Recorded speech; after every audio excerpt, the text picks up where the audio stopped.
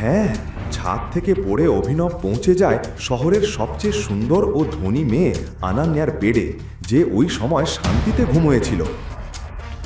সে ঘুম থেকে উঠতেই জিজ্ঞেস করল, তুমি কে এবং আমার বেডে তুমি কি করছো? আমি জানি না কোথা থেকে এলাম, কিছুই বোঝা যাচ্ছে না। আমার মনে হচ্ছে আমি স্বপ্ন দেখছি। তোমার স্বপ্ন থেকে বেরিয়ে বলো তুমি কে। তুমি কি জানো আমি কে?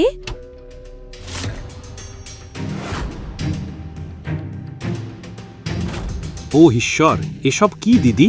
এই ভিখারিটা তোমার বেডরুমে কি করছে? ও, বুঝতে পেরেছি।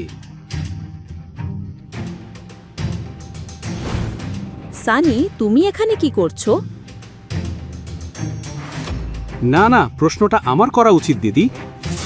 এই ছেঁড়া লোকটা তোমার বেডরুমে কি করছে? দেখো দেখো ভাই, আমি নিজেও জানি না কিভাবে এখানে এলাম। আমি শুধু বলতে চাই আমি ছাদে ছিলাম। চুপ কর, পুলিশ আসবে আর পুরো সত্য উদ্ঘাটন করবে। না না দিদি, পুলিশকে কিছু বলিও না। হয়তো তুমি সিং পরিবারের মর্যাদা ভুলে যাচ্ছ। সিং পরিবারের সকল সিদ্ধান্ত এক ব্যক্তিই নেন, মহান রাজা হারদেব পাল সিং, আমাদের সম্মানিত দাদু।